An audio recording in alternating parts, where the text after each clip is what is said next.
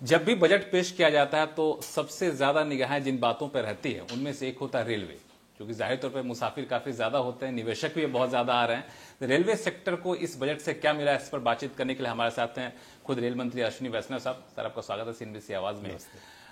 इस बार बजट में वैसे तो परसेंटेज टर्म में कहें तो कैपेक्स में कटौती की गई, जहां 20% 30% कैपेक्स होता था वो 11% पे आ गया है, लेकिन रेलवे के हिस्से में कितना आया? और जो आप पहली बात, ये कटौती नहीं है, ये बढ़ोतरी है, 11% बढ़ोतरी है। देखिए, कैपेक्स बजट में पहले होता था 3,57,000 करोड़ का, उसको 4 लाख करोड़ किया मोदी जी ने, फिर उसको 5.5 लाख करोड़ किया, फिर 7.5 लाख करोड़ किया, उसके बाद में उसको 10 लाख करोड़ किया, अब 11 लाख करोड़ किया। तो 11 लाख 10 से 11 कटौती है या बढ़ोतरी है? बढ़ोतरी है भाई। नहीं, आप एब्सोल्यूट टर्म में कह रहे हैं, मैं कह रहा हूं कि परसेंटेज टर्म में जहां पहले परसेंटेज टर्म में भी 11% बढ़ोतरी है। पिछले साल जहां 30% हुआ था, बेस इफेक्ट बढ़ेगा, ठीक है, और देखने का अपना अपना दायरा है, लेकिन आपकी बात को मैं स्वीकार करता हूं। रेलवे शुरू से मॉडर्नाइजेशन, सेफ्टी पर, यात्री सुविधाओं पर ध्यान देता रहा है। इस बजट से कितना पुश मिलेगा इस पहल को जो पिछले कई सालों से चल रहा है? बहुत बड़ा कैपेक्स एलोकेशन है रेलवे के लिए, 2,52,000 करोड़ का। आप सोचिए 10 साल पहले 14-15 हज़ार करोड़ होता था, कहाँ वो संख्या थी और कहाँ ये संख्या है। मोदी जी ने पिछले 10 वर्षों में 26,000 किलोमीटर नए ट्रैक लगाए। देखिए, रेलवे में अगर हमें लोगों की डिमांड मीट करनी है, आज 700 करोड़ पैसेंजर्स को ट्रैवल कराते हैं, उसके बाद में भी बहुत बड़ी वेटिंग लिस्ट रहती है। तो ये अगर डिमांड मीट करनी है तो इसके लिए कैपेसिटी बढ़ानी पड़ेगी। कैपेसिटी बढ़ाने के लिए आपको नए ट्रैक बिछाने पड़ेंगे, नए ट्रैक के साथ साथ नए तरह की ट्रेन्स लानी पड़ेगी। तो यही मोदी जी ने 10 साल में बहुत बड़ी फाउंडेशन ले की है, पूरे नेटवर्क को इलेक्ट्रिफिकेशन करा के, विद्युतीकरण करके, नए ट्रैक्स 26,000 किलोमीटर लगा के, नई ट्रेन्स, वंदे भारत, अमृत भारत ट्रेन्स ला के, तो एक तरीके से नए स्टेशन 1,300 अमृत स्टेशन बना के, ये जो काम है, इस काम में आज के बजट से बहुत बड़ा बूस्ट आएगा। दो बड़े आज अनाउंसमेंट्स हैं। पहला अनाउंसमेंट है 3 नए कॉरिडोर प्रोग्राम्स। मैं इसे पूछना चाहते, 3 नए जो डेडिकेटेड फ्रेट कॉरिडोर जो हैं, जो सीमेंट के लिए है, माइनिंग, ये डेडिकेटेड फ्रेट कॉरिडोर नहीं है, कॉरिडोर है। ये मैं पूछना चाहता, पहले के डेडिकेटेड फ्रेट कॉरिडोर से ये जो स्पेशल कॉरिडोर कैसे अलग होगा? मैं इसको समझाता हूँ। ये कॉरिडोर प्रोग्राम है।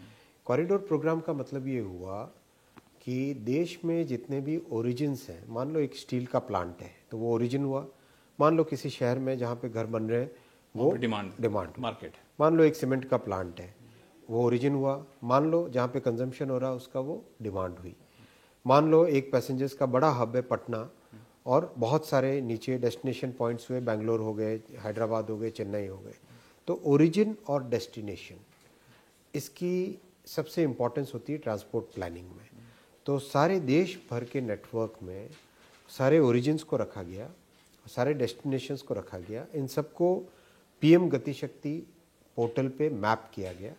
मैप करके एग्जिस्टिंग नेटवर्क की कैपेसिटी उस पर डाली गई, नई कैपेसिटी कितनी चाहिए, एग्जिस्टिंग कैपेसिटी कितनी है, आने वाले कई वर्षों तक के हिसाब से एनालिसिस करके, वैसा करके जहाँ जहाँ ज़रूरत है, मान लो कहीं पे नई लाइन की ज़रूरत है, मान लो कहीं पे डबलिंग की ज़रूरत है, मान लो कहीं पे ट्रिपलिंग करने की ज़रूरत है, वो सारी मैपिंग हो गई, वो सारी की सारी 2 साल में एक्सरसाइज की गई है। 18 से अधिक मंत्रालय के साथ विचार विमर्श किया गया है, सारी इंडस्ट्री एसोसिएशंस के साथ विचार विमर्श किया गया है, राज्य सरकारों के साथ, स्टेक होल्डर्स के साथ डिस्कशन हुआ है। ऐसा करके बड़े कंसल्टेशंस के बाद में ये तीनों कॉरिडोर प्रोग्राम्स आए हैं। इन तीनों कॉरिडोर प्रोग्राम में करीब 40,000 किलोमीटर नए ट्रैक बनेंगे। नए ट्रैक बनेंगे, हाँ। डबलिंग छोड़ के। डबलिंग मतलब नया ट्रैक बना ना, हाँ ठीक है, समझिए। एक ट्रैक के साथ दूसरा ट्रैक बना तो नया बना, हाँ, तो उसको मिला के 40, हाँ, टोटल नए ट्रैक बनेंगे, 40,000 किलोमीटर नए ट्रैक बनेंगे। मतलब जर्मनी का जितना नेटवर्क है उतना इसमें भारत में अपना। कब तक कुछ आप लोगों ने? ये 8 वर्षों का प्रोग्राम है, 6 से 8 साल का प्रोग्राम है। काफ़ी प्रोग्रेस हुई है, काफ़ी सारी प्री एक्सरसाइज जो कहते हैं वो हुई है। लागत कितनी आएगी इसमें? करीब 11 लाख करोड़ का इन्वेस्टमेंट है ये। 11 लाख करोड़ का इन्वेस्टमेंट है। इसमें एक और ऐलान हुआ बजट में, वो है कि नए डब्बे हैं जो वंदे भारत के लिए होते हैं, उसको जनरल बॉगी, जो जनरल क्लास ट्रेन बॉगी होते हैं, उससे रिप्लेस किया जाएगा। नहीं, ऐसा नहीं है। देखो, आप समझो इसको, 40,000 के आसपास कोचेज हैं जो कि एग्जिस्टिंग कोचेज हैं जिनकी लाइफ अभी भी है।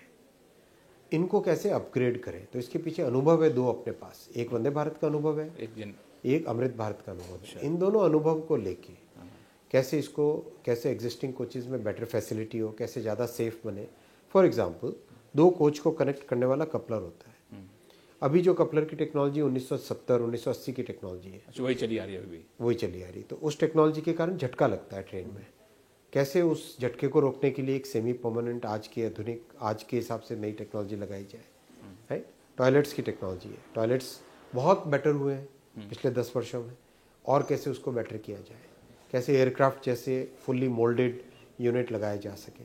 राइट, कैसे पैसेंजर्स के लिए चार्जिंग पॉइंट्स ठीक जगह पे लगे। आज मोबाइल सबके पास होता है, चार्जर चाहिए होता है, तो चार्जिंग पॉइंट्स कैसे लग सके, किस तरह से ब्रेक सिस्टम बेटर हो। कई सारी चीज़ें ऐसे जो अनुभव इन दोनों ट्रेनों से आया है, उस अनुभव के बेसिस पे 40,000 कोच को अपग्रेड करने का, अपग्रेड किया, रिप्लेस नहीं किया जाए, अपग्रेड किया जाए, अपग्रेड किया जाएगा। नए तो बनेंगे, लेकिन ये 40,000 जो ये इन एग्जिस्टिंग को अपग्रेड करेंगे। तो इसके भी कोई टाइमलाइन रखे हैं कि अभी है? ये 5 साल का है, ये 5 साल का बड़ा प्रोग्राम है। 40,000 बहुत बड़े होते हैं।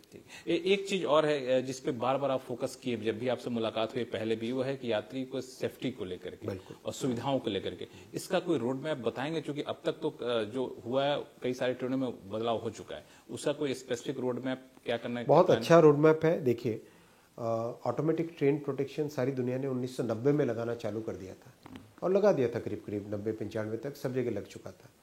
भारत में तत्कालीन सरकारों ने कभी इस पे ध्यान नहीं दिया, कांग्रेस की सरकारें थी मुख्यतः, कभी उस पे ध्यान नहीं दिया। 2016 में मोदी जी ने पहली बार ऑटोमेटिक ट्रेन प्रोटेक्शन को अप्रूवल करके ट्रायल्स किए, कवच के नाम से उसका डेवलपमेंट हुआ। 3 साल सर्टिफिकेशन लगता है, सर बहुत बड़ा कॉम्प्लेक्स सर्टिफिकेशन प्रोसेस होता है इसका। SIL 4 कहते हैं उसको, सेफ्टी इंटीग्रिटी लेवल 4।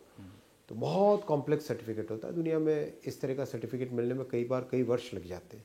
3 साल में वो सर्टिफिकेट मिला। इंटरनेशनल एजेंसीज होती है इसको चेक करने वाली, तो वो सर्टिफिकेट मिला। उसके बाद में 19 में लगना चालू हुआ, बीच में कोविड के 2 साल गए, और अब बहुत अच्छी प्रोग्रेस है। आज अगर हम प्रोग्रेस देखें तो कवच के लिए जो ऑप्टिकल फाइबर केबल है 3040 किलोमीटर पे लग चुका है। हाँ, टावर्स 2069 टावर, 269 टावर्स लग चुके हैं कवच के। स्टेशन पे जो डेटा सेंटर बनता है कवच का, और एज कंप्यूटिंग बनती है, 186 स्टेशंस पे बन चुकी है। ये मैं दिसंबर के फिगर कह रहा हूँ, जनवरी एंड का फिगर इससे भी ज़्यादा आएगा। ट्रैक साइड इक्विपमेंट 827 किलोमीटर लग चुका है, ट्रैक साइड कवच। इस तरह से करके ओवरऑल बहुत अच्छी प्रोग्रेस है। बहुत बड़ा चेंज आता है जब मेंटेनेंस प्रैक्टिसेस सुधरती है। रेलवे में 60-70 वर्षों से प्रैक्टिस थी कि एडवांस प्लानिंग नहीं कर पाते थे, क्योंकि रिसोर्सेज नहीं होते थे। कई बार कंजेशन इतना ज़्यादा है कि किसी भी पैसेंजर लोड का कैलकुलेशन नहीं कर पा रहे होंगे। ना मेंटेनेंस, ट्रैक्स की मेंटेनेंस और ओवरहेड इलेक्ट्रिसिटी की मेंटेनेंस और सिग्नलिंग की मेंटेनेंस। बहुत एक अच्छा कार्यक्रम रेलवे में चल रहा है अभी, rolling block system. Rolling block system में हर हफ्ते आगामी 26 हफ्ते की प्लानिंग करते हैं।